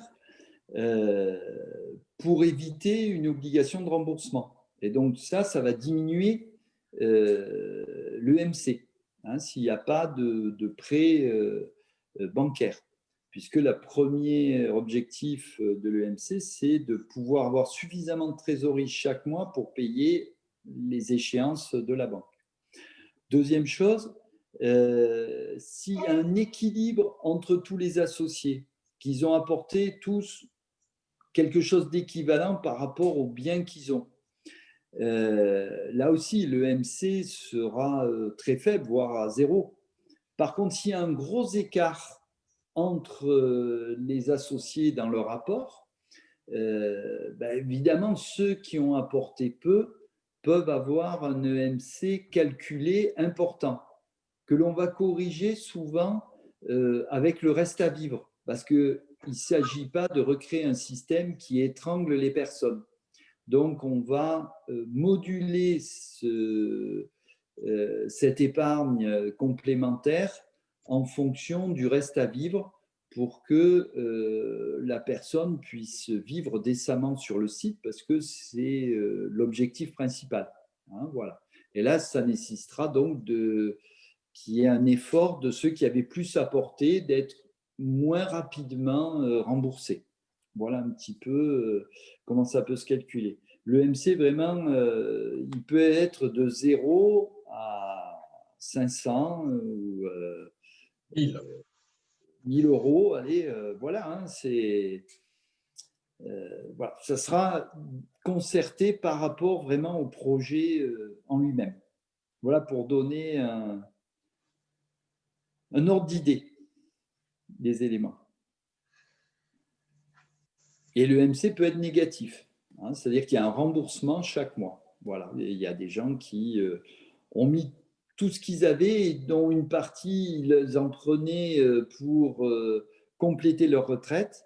Et là, ils choisissent, au lieu de le laisser en banque, ben, ils le mettent dans la coopérative. Et par contre, en contrepartie, dans le pacte d'associés, il sera indiqué que chaque mois, ils retirent 500 euros qui leur sera versé et ils ne payeront pas de loyer. Ils le payeront, mais ça sera déduit de leur compte courant d'associés. Je dirais c'est normal, hein. Là, vous avez eu une présentation en 1 heure de ce qu'on peut travailler en 2 journées. Et à Ecoravi, on l'a travaillé même peut-être sur 6 mois. Donc, si vous avez tout compris, c'est que, à mon avis, il y a beaucoup de choses qui vous manquent. Voilà. Et le fait de ne pas avoir compris, c'est que vous n'êtes pas si loin de comprendre. Et une autre question. Oui. Quand le tarif du terrain plus le tarif des travaux est supérieur à la valeur vénale de l'ensemble, si le projet capote, quid des CCA pour leur remboursement? Ouais. Alors, j'en profite pour dire que un projet comme ça ne peut pas faire faillite. Pourquoi? Parce que j'espère que vous n'avez pas suracheté. Que généralement, comme vous êtes plusieurs, vous avez réfléchi à 2 fois et que vous ne vous laissez pas piéger par une annonce publicitaire. Et dans l'immobilier, je dirais d'une manière générale quand même, on peut acheter un peu plus cher parce qu'il y a le coup de cœur, mais si on a le coup de cœur, ça veut dire qu'on peut revendre aussi un peu plus cher parce qu'il y aura d'autres personnes qui ont le coup de cœur. Après, derrière, vous allez y mettre toute votre énergie, à plusieurs, pendant plusieurs années. Donc, vous allez enrichir ce projet-là. D'autre part, on se projette sur une valeur future. La valeur future, c'est quelle projection nous faisons pour notre société. Il faut savoir que 90% de la richesse dite de la richesse dans ce monde est basée sur des valeurs imaginaires, fictives. Est-ce qu'un billet de 100 euros a une valeur réelle? Si vous répondez par oui, je vous invite à le cuire et à le déguster et de voir quel goût ça a. Je ne sais pas. Voilà, c'est purement imaginaire. Une valeur d'action, c'est purement imaginaire. Une obligation, un compte courant dans une banque, dans un livret caisse d'épargne ou autre, c'est que des valeurs imaginaires, tout ça. C'est tant que le système financier fonctionne. Le jour où ça s'écroule, c'est pas avec ces choses-là que vous pourrez manger, vous nourrir, vous héberger, voilà tout cela. Et les Allemands l'ont bien vu dans les années 30, où il fallait 1 million de Deutschmark en gros pour acheter une baguette de pain. Hein, donc voilà, là vous êtes dans le concret et vu comme notre société évolue, ça ne peut qu'acquérir que plus de valeur. Hein, donc pour moi, le risque de faillite est quasi inexistant. Par contre, il y a un risque de cessation de paiement. Ça, c'est vrai. C'est-à-dire que, comme on l'a dit, si on ne rééquilibre pas les sorties par des entrées, là, il y aura une cessation de paiement. Et la cessation de paiement peut entraîner la vente aux enchères du bien. Et la vente aux enchères d'un bien peut entraîner une décote très forte. Et c'est là où, effectivement, il y a un risque de tout perdre pour tout le monde. C'est pour ça que, comme les principaux créanciers de la société, c'est vous, c'est les actionnaires, ben, il faut se préserver de l'avidité des actionnaires, et c'est ce qui est prévu dans les statuts, hein, dans les statuts et dans le pacte d'associés, voilà, qui prévoit certains éléments qui évitent à la société de risquer la cessation de paiement, avec ce principe qui est que la société se doit de rembourser à chacun ce qui lui a été prêté, hein, et elle doit faire tout son possible pour le faire, mais jamais un associé peut mettre en cessation de paiement la société, c'est-à-dire qu'elle ne peut pas exiger plus que ce qu'elle peut donner. Voilà. Et ça, je pense que quand on s'engage dans un projet comme celui-là, on se doit d'accepter cela, ou autrement, ce n'est pas la coopérative qui est votre modèle de société. Battez-vous dans une SCI, c'est plus logique, mais pas dans une coopérative. Voilà. Il y avait des questions, il y a eu plusieurs questions sur les investissements. Et sur les investissements ultérieurs, en fait, après pour de la rénovation ou un achat, comment ça se passe? Est-ce que ça vient gonfler les mensualités? Alors, oui, si on ne trouve pas de prêteur extérieur. Et là, juste, je fais une petite aparté sur les prêteurs extérieurs en disant, encore une fois, c'est pas du virtuel, c'est du concret. C'est du concret à deux conditions. La première, c'est que vous fassiez vivre votre projet, qu'il soit beau et enthousiasmant, qu'il soit ouvert vis-à-vis de l'extérieur. C'est-à-dire que non seulement vous projetez à l'extérieur en faisant des conférences, en participant aux journées écologiques de Die, par exemple, ou au sommet des oasis, ou différentes manifestations qui existent, mais aussi en invitant à venir vous voir, en organisant des fêtes, en organisant des stages, des séminaires. Tout ça va faire que vous allez vous constituer un réseau d'amis. Et si en plus vous êtes aligné, c'est-à-dire que vous ne cherchez pas la spéculation immobilière, que vous ne cherchez pas un enrichissement personnel, je vous promets qu'il y a beaucoup de gens, et avec des sommes conséquentes, qui seront prêts à investir, parce que quand vous voulez faire une amélioration, eh ben ils vont aussi en profiter, ces gens-là. Et pour vous donner des expériences concrètes, puisqu'il y a plusieurs personnes d'Ecoravi ici, chaque fois qu'ils ont voulu agrandir leur terrain pour faire de la permaculture, pour faire différentes choses, dans le mois, et encore quand je dis le mois, je crois que je suis là, Dominique pourra me corriger, ils ont trouvé suffisamment de prêteurs solidaires pour acheter leur terrain. Donc, ça permet de soulager sacrément les mensualités.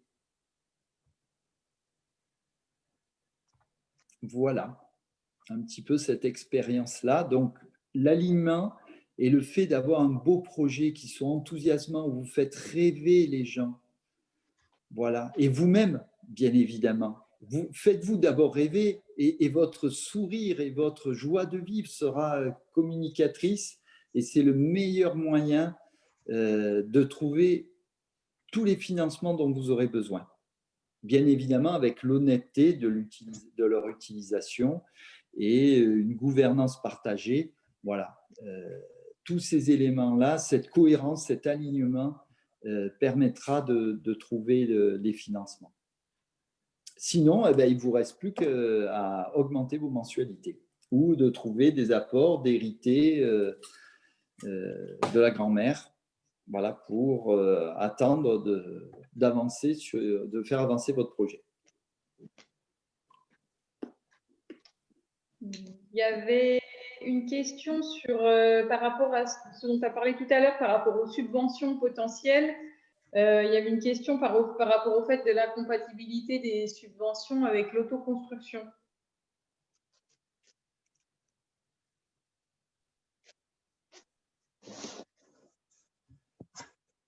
Le système est toujours le système. Donc, effectivement, en autoconstruction, il y a encore des subventions sur l'exemplarité du projet. Mais ça devient de plus en plus rare. Aujourd'hui, les principales subventions sont données par la région, qui après est abondée par l'État et surtout la communauté européenne. Pour des projets qui utilisent des matériaux biosourcés et locaux et en carbone négatif, c'est-à-dire qui enferment plus de carbone que ce qu'on en utilise. C'est souvent des usines à gaz qui sont assez faibles en finance. Par contre, ça donne une lisibilité médiatique. Et le fait d'avoir une lisibilité médiatique permet derrière de trouver des prêteurs solidaires. Mais l'autoconstruction n'est pas valorisée.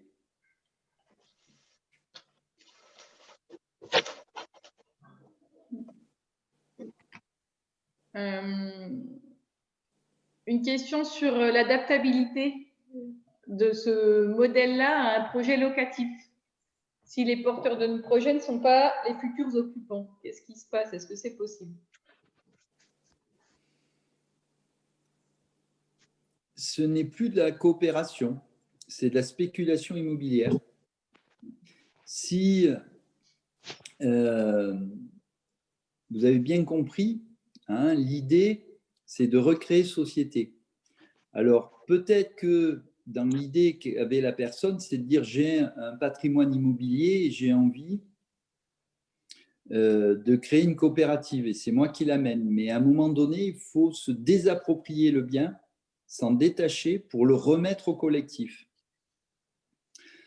L'objet véritablement du montage que l'on propose, c'est une gouvernance partagée qui est au cœur du projet. Donc, ce ne sont pas que des locataires, ce sont des locataires qui sont à la fois décideurs en tant que propriétaires. Même si ils n'amènent pas tout l'argent, même s'ils n'amènent pas du tout d'argent, mais progressivement, en abondant sur leur compte courant d'associés, puisque les loyers vont diminuer, mais en contrepartie, ils vont rajouter du compte courant d'associés qui permettra petit à petit de payer le propriétaire initial de l'immeuble. Mais le principe, c'est véritablement que les occupants soient propriétaires et décident de la destinée de ce bien et non pas subissent un propriétaire qui, du jour au lendemain, peut changer d'avis, peut être généreux un temps et puis changer d'avis. Par contre, une précision, c'est qu'il peut y avoir des baux qui ne soient pas coopératifs, c'est-à-dire qui ne soient pas avec des associés. Ça permet notamment de tester, je dirais, une personne dans le vivre ensemble. Hein, c'est-à-dire qu'il y a une personne, elle se présente, elle est super bien, elle fait 2-3 week-ends, tout va bien et hop. Mais bon, de là à vivre au quotidien ensemble, c'est une autre paire de manches. Donc, vous pouvez proposer pendant 6 mois, 1 an, d'avoir juste un contrat de location pour voir si ça fonctionne bien. Et si ça fonctionne bien, à ce moment-là, il pourra prendre une part et participer vraiment au collectif. Il ne faudra pas non plus qu'il soit complètement à l'écart des prises de décision. Hein, c'est de l'inclure aussi. Mais d'avoir une période de transition souple. Hein, voilà. Alors, la question a été posée par quelqu'un qui, en fait, souhaite faire une SCIC, le projet locatif, dans le cadre d'une SCIC. Et où, donc, le locataire dispose d'une voie. Donc, ça va dans le sens de ce que tu viens de dire. Oui, ben, on reste dans la SCI. SCIC. SCIC. Société coopérative d'intérêt collectif. Ah oui, pardon. Excuse-moi.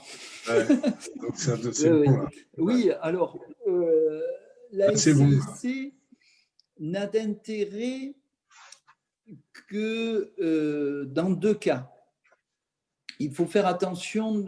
Alors, c'est intéressant, hein, la SCIC, je dirais, c'est celle qui est dans l'idéal pour moi dans la construction la plus proche de ce que l'on souhaite, parce que il y a un intérêt collectif qui est reconnu et on n'est pas loin de la fondation, je dirais.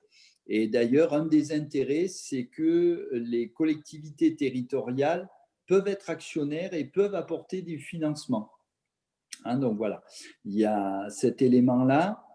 Il y a un intérêt aussi si il y a, d'ailleurs c'était une obligation pendant longtemps, aujourd'hui ça a été assoupli, s'il y a des salariés. Par contre, c'est une construction un peu plus complexe. Donc, il faut véritablement voir s'il y a un intérêt de la SCIC, de la donc, Société coopérative d'intérêt collectif. Hein. Voilà, s'il y a un réel intérêt. Si c'est que pour de la location, je ne pense pas qu'il y ait d'intérêt. Voilà. Et si ça n'implique pas une collectivité territoriale. Si c'est par contre pour qu'une commune participe, d'avoir un projet de promotion par exemple et de bénéficier du PLS, du prêt locatif social, hein, avec tout ce qui va derrière, l'exonération des taxes foncières pendant 20 ans, je crois, des prêts bonifiés, la TVA à 5,5 sur la construction au lieu de 20%. Effectivement, ben, ça permet d'intégrer la commune dedans sans qu'elle prenne de risques financiers en fait, mais ça permet d'avoir une société d'économie mixte et de pouvoir travailler dessus. Je ne sais pas s'il y a Jean-Marie Hackett qui est là, mais effectivement, c'est un projet sur lequel je travaille avec lui sur une commune dans laquelle il est. Normalement, voilà. il est là. Normalement, il est là. Il est 22h03, Mika. Donc, si tu es épuisé, on peut comprendre. Il reste quelques questions. Je me demande si moi, j'en ai noté. On continue un peu? Oui. Ouais. Moi, j'en ai vu une là. Si on vend des parts sociales de SAS, est-ce que on passe par la case évaluation du capital immobilier pour en déterminer le prix de la part? Pas du tout. Contrairement à la SCI, quoi. Voilà. Voilà, exactement. Contrairement à la SCI, la SAS se vend au prix où il y a un acheteur. Et en plus, dans nos statuts, on verrouille, hein, puisqu'on ne peut pas vendre à n'importe qui, puisqu'il faut un agrément automatiquement, on va dire, des occupants. On verra ça la prochaine fois, le cercle administratif. Et en plus, on verrouille le prix à la valeur nominale. Donc, si la valeur nominale est de 1 000 euros, le prix sera de 1 000 euros, sauf décision du conseil d'administration, mais le but n'est pas de faire de plus-value.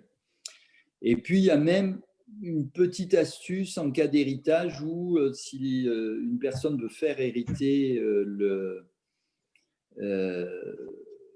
veut laisser de l'argent, on va dire, au projet, hein, c'est là-dedans, ben, on a prévu que ça peut être racheté par la coopérative à 1 euro symbolique. Voilà, ou pas loin de là. Voilà un petit peu les éléments là-dessus. À savoir que les parts de SAS, la fiscalité qui s'applique dessus est de 0,1%. Donc, quand on met 1 000 € pour une part, ça veut dire qu'il y a 1 € à reverser de droit. Dernière chose, c'est qu'on utilise la forme de capital variable.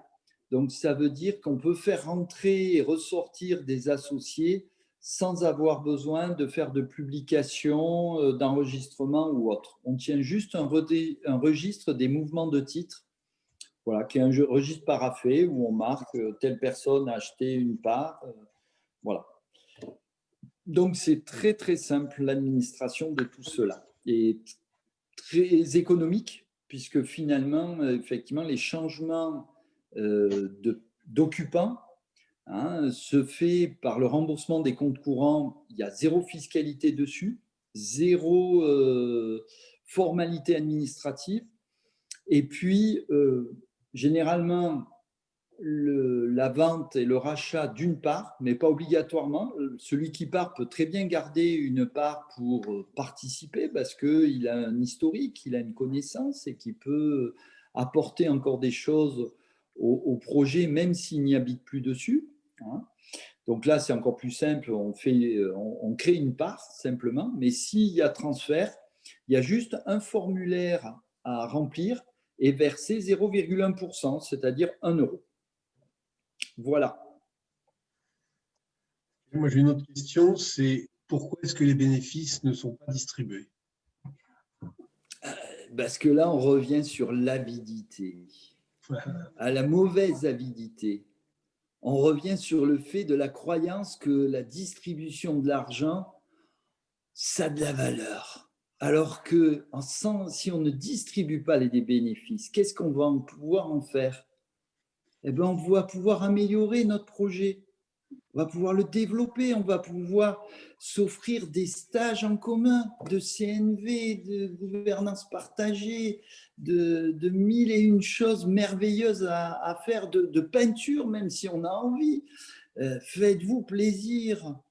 L'argent n'est pas fait pour être détenu, elle est fait pour profiter de la vie, donc profitez. Voilà, le bénéfice n'a pas à être distribué dans ce type de projet. Une fois pour toutes. La vente se fait-elle par un notaire avec un crédit vendeur? S'il y a un crédit vendeur. Alors, l'apport en société, oui. La création d'une SAS coopérative n'a pas besoin de notaire ou de juriste. Ça s'enregistre maintenant sur Internet, ça coûte une centaine d'euros. Il n'y a pas besoin de grand-chose. Par contre, dès qu'il y a un bien immobilier qui change de main, il faut mettre à jour l'inscription hypothécaire qu'il y a sur ce bien, c'est-à-dire le bien appartenait à monsieur Duchemol et puis il va appartenir à la SAS coopérative Lumière. Eh bien, ce transfert-là, les notaires ont un monopole là-dessus pour demander l'inscription hypothécaire. Donc, il faudra, et il y aura des droits qui pourront être minorés par rapport à un achat. Voilà, il y a quelques petites astuces juridiques et fiscales qui permettent de réduire le coût de la mutation. Voilà, à peu près, sur un crédit vendeur. Et puis j'en ai une encore. S'il y a un associé qui est ruiné, est-ce qu'il ne peut pas emmerder, et ce serait juste, la coopérative pour se faire rembourser son CCA? Il a le droit au remboursement de son CCA. Ça, véritablement, il y a une liberté individuelle. On n'est pas dans une communauté où ce qu'on a mis dedans, on ressort avec une main devant, une main derrière, sans récupérer. Le principe, c'est vraiment qu'on le récupère, et même mieux, je dirais, puisque ceux qui arrivent avec peu ou pas de compte courant d'associés, qui ne mettent pas d'apport, petit à petit, ils en constituent un, et ça leur permet d'avoir la liberté de pouvoir sortir un jour du groupe. Il ne serait pas souhaitable que quelqu'un reste dans le groupe uniquement parce qu'il n'a pas les moyens d'en partir. qu'il soit tenu financièrement à y rester. Ben là, justement, on crée son indépendance financière petit à petit. Hein. Et les CCA sont faits pour être remboursés dans le modèle que l'on propose, dans le temps de toute façon. Donc, il a le droit d'en sortir. Par contre, on met des garde-fous. Hein, et du fait qu'il ait signé son compte un pacte d'associés et que ce pacte d'associés engage non seulement lui, mais ses créanciers, ses héritiers et toute personne, parce que c'est des conditions dans lesquelles il a apporté, il y a aussi les conditions dans lesquelles on le ressort. Hein, s'il a fait un prêt à quelqu'un sur 10 ans, il se doit de respecter le prêt sur 10 ans. Là, c'est pareil, on se doit de respecter les engagements qui sont pris dans le pacte d'associés et effectivement, il sera remboursé en fonction de ce qui est prévu dans le pacte d'associés et donc sans mettre en faillite la société. Et régulièrement dans les statuts, on l'indique bien clairement, cet aspect-là, qu'un associé ne peut pas mettre en cessation de paiement la structure qu'il a financée au départ. Quelle est la valeur juridique du pacte d'associés? Quelle est la valeur juridique du pacte d'associés? Comme tous les contrats juridiques, hein, ça a la même valeur, c'est-à-dire qu'on peut demander à un juge d'avoir la puissance publique qui vous aide à le faire respecter. Ça, c'est la valeur extrême. Ça a aussi une valeur entre les associés et d'une manière générale, je dirais, l'ensemble des conflits dans une coopérative, parce qu'il y aura des conflits, hein, c'est obligé, des tensions relationnelles, voilà, et autres, peuvent se résoudre d'autres façons, hein, que l'on pourra éventuellement voir. Je ne pense pas qu'on aura le temps au cours de ces 3, mais par le dialogue et quelque chose de rationnel. Ce qui est important, c'est que il faut éviter que chacun ait compris des choses différentes. Et ça existe si on ne marque rien, si on ne prévoit rien. Le fait de l'avoir prévu, voilà, on s'est marqué ça, et puis après, rien n'empêche de l'assouplir si éventuellement les circonstances font que on n'a pas tout prévu ou qu'il y a un cas exceptionnel. Mais on le pose de manière rationnelle vis-à-vis de l'ensemble du groupe. Et puis, si ça ne suffit pas, effectivement, généralement, dans les statuts, je prévois une clause d'arbitrage. Et puis, si ça ne suffit pas encore, effectivement, on peut aller devant le juge et dire, voilà, je demande à ce que le pacte d'associés soit respecté.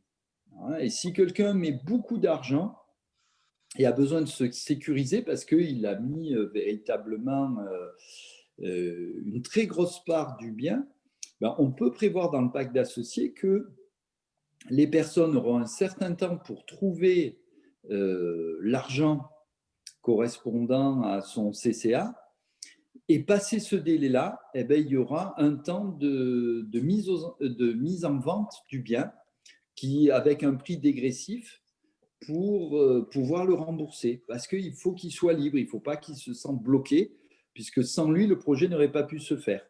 Mais par contre, il faut qu'il soit respectueux d'un certain délai pour permettre aux autres de se retourner avant de le vendre, de trouver d'autres associés qui rentrent dans la société ou des prêteurs solidaires ou qui fassent appel au passage, par exemple.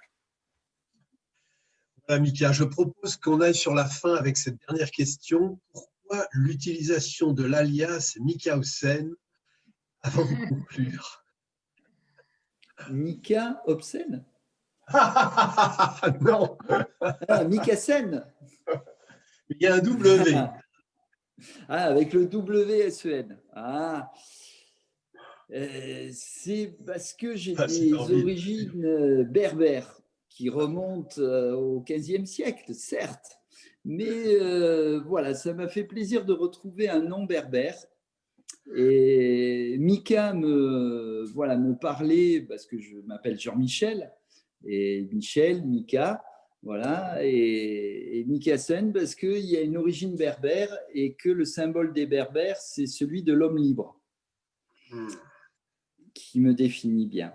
Voilà. Oui, merci, merci. Donc, on va s'arrêter là pour ne pas donner une image de marque d'une organisation qui s'étire dans le temps, mais qui tient son cadre plutôt. Et je pense qu'on a répondu à 90% des questions. S'il en reste, j'invite ceux qui n'ont pas été satisfaits, parce que faute de réponse, à nous envoyer un mail, contact, là où vous nous avez envoyé contact au singulier.lespassages@gmail.com. Et donc, on en fera notre affaire pour vous répondre. Donc, le prochain rendez-vous, c'est vendredi prochain, même heure. Vous êtes invités donc à participer si vous avez la possibilité financièrement pour nous aider aussi à grandir de ce point de vue-là, pour être libre d'organiser des grands. Enfin, on a un grand projet de festival en 2021. Et voilà, on va travailler avec des nouveaux intervenants qu'on appelle les passeurs, qui sont en formation avec nous. Et on espère qu'il y en aura beaucoup qui vont pouvoir accompagner tous ces projets multiples et variés d'habitat, mais aussi de lieux économiques, de lieux agricoles, de lieux de services, tout ça coopératif et participatif. Mika, tu veux dire un dernier mot avant que je… Oui, s'il te plaît. J'espère que j'ai suscité votre curiosité sur ce sujet aride, qu'il y a encore plein de questions qui vont vous venir et que cela va vous permettre de grandir sur votre projet. Je serais très intéressé si vous pouvez nous faire un retour sur cette première expérience sous cette forme-là, à la fois sur la forme et le contenu. Et n'hésitez pas effectivement à poser des questions sur ce qui s'est passé là, mais aussi des questions que vous aimeriez que l'on réponde sur les 2 prochaines séances. Pour les passeurs également, vous avez à disposition la structure de l'intervention et même avec d'autres éléments. On vous l'a communiqué pour que ça vous serve d'outil derrière. N'hésitez pas à mettre des commentaires, à mettre des observations pour que vous puissiez, ça puisse être utile pour accompagner d'autres groupes. Voilà. Beaucoup de gratitude à vous tous. Je suis désolé que vous n'ayez pas tous un peu la parole. C'est normalement vraiment dans notre ADN, mais là, il y a trop de monde. C'est pour ça qu'on souhaite vraiment organiser un forum ou un festival où on pourrait tous se retrouver et où chacun pourrait avoir la parole parce que vous avez tous des choses à nous apprendre. Un grand merci pour cette soirée et j'espère vous retrouver vendredi prochain. Génial, merci. Je vais fermer.